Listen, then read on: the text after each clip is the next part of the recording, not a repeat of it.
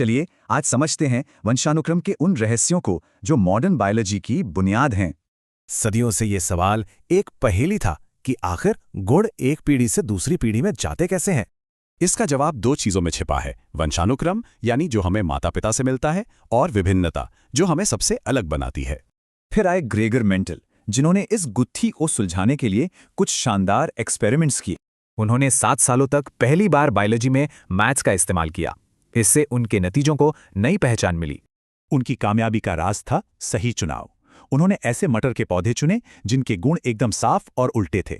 पहले एक्सपेरिमेंट में एक लंबे पौधे को एक बौने पौधे से क्रॉस कराया गया, पर जो नतीजा आया वो चौंकाने वाला था।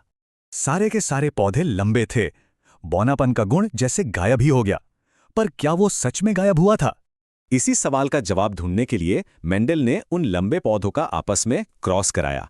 अब देखते हैं F2 पीढ़ी में क्या हुआ। और यहाँ हुआ असली जादू।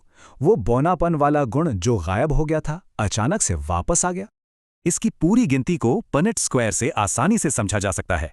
ये जीन्स के कॉम्बिनेशन की संभावना दिखाता है।